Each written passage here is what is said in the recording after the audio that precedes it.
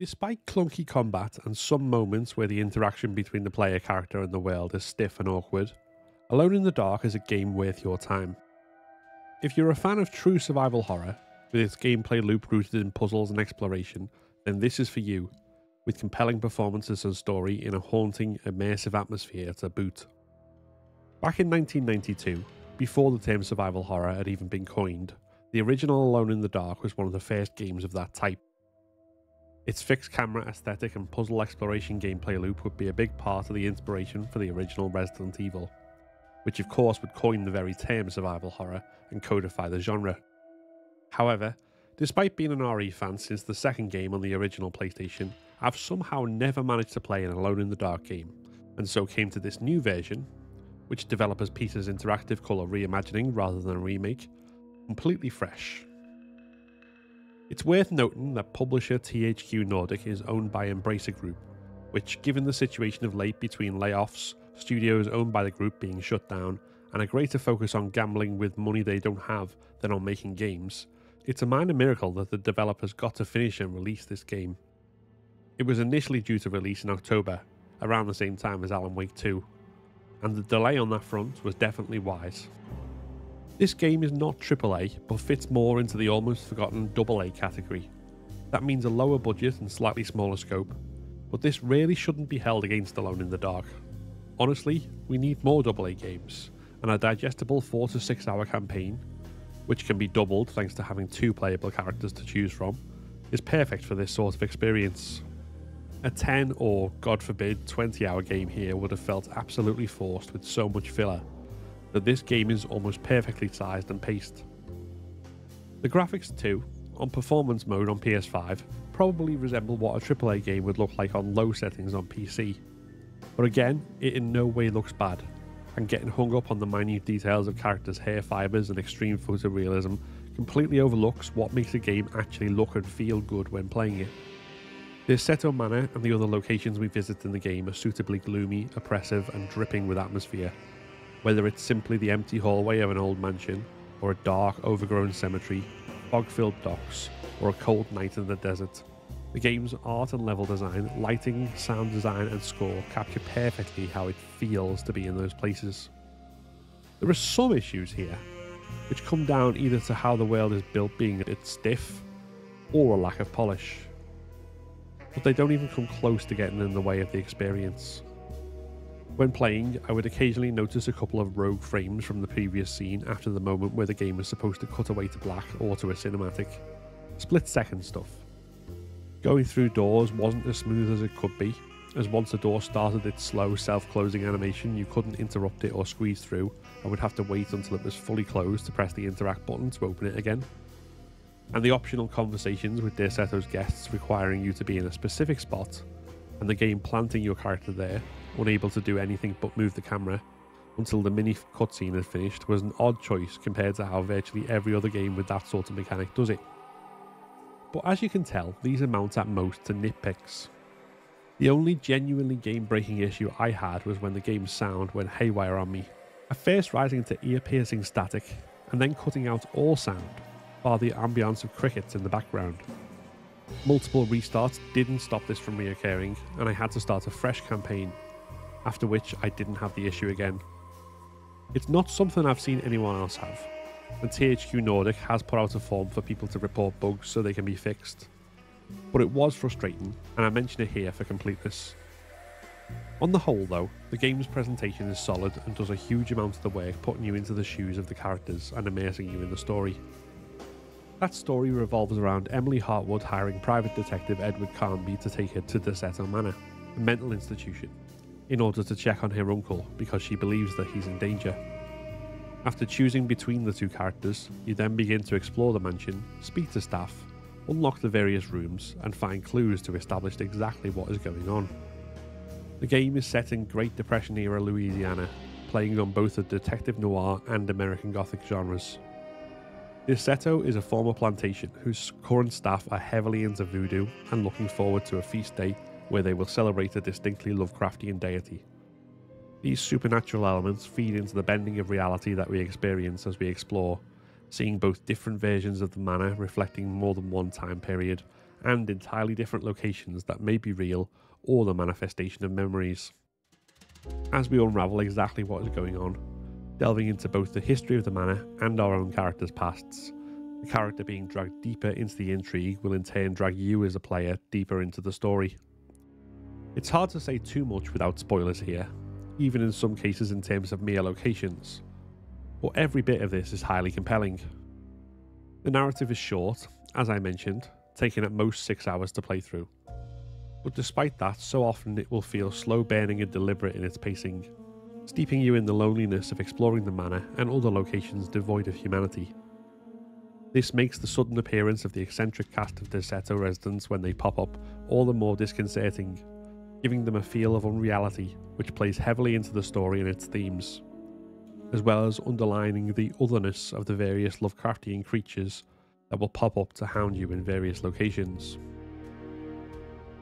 There's a sense of not always knowing what's real, or how much time has passed, throughout, and it's easy to engage in speculations about what is really going on and the nature of the manor and its residents.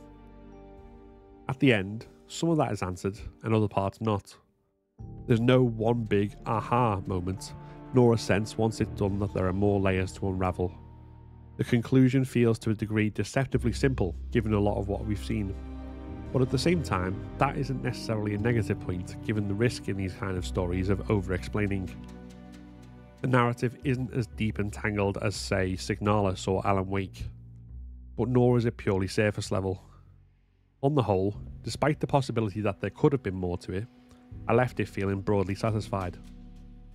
A big part of the story's authentic and impactful delivery, besides the presentation, is the performances. Jodie Comer and David Harbour in particular shine in their roles, each of course having more justice done to their character if you choose to play as them rather than the other. But the supporting cast is great too. They give off eccentricity, mystery, in some cases veiled threat, while playing well into all of the archetypes of this kind of story. They have an authenticity for the genre that adds weight to their performances, and every one of them deserves credit for that. Moving on to the gameplay, it's worth addressing the combat first, as this is probably the weakest part of the gameplay loop. But even for that, it's not terrible. Just relatively basic, with some of the stiffness and lack of polish making it clunkier than it might otherwise be. For the most part, the main way to take out enemies is to shoot them with the various guns you acquire throughout the campaign.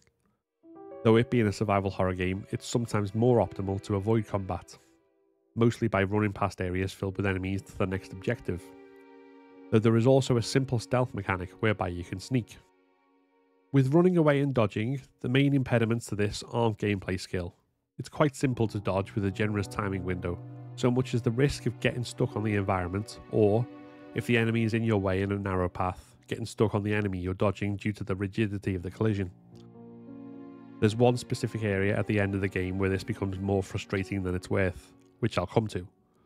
But for the most part, it's just a case of getting used to and planning your movements around it. If you do stand and fight, then it's worth adjusting the sensitivity of the aim, so that it feels right for you. For me, the default high sensitivity made it feel like I was wrestling with a writhing snake rather than aiming. But once you get it right, the guns have punch and feel good to shoot. The enemies don't go down quick, which forces you into fight or flight decisions and necessitates you move and dodge, which makes things more interesting. To add to that, there are throwables around the combat areas which you can aim and throw at enemies to stun them, and destructible melee weapons which you can use to save bullets, and may in many cases be more helpful in getting a quick kill than your guns. All of this actually makes the combat systems fairly deep, despite the aforementioned clunkiness. Though it remains the case that the utility of fleeing instead in many areas may mean many players don't fully get to grips with all of these elements, making it feel simpler or more awkward than it necessarily is. Please be warned that I'm going to briefly touch on endgame gameplay here, so although there are no story spoilers, there are potential gameplay spoilers. Please skip ahead using timestamps to avoid this. The one area where the combat's rough around the edges nature feels truly detrimental is the final boss fight. Particularly on the second and third stages, where you face multiple smaller enemies alongside the boss, the size of the arena gives you very little space to move, much of it taken up by the boss.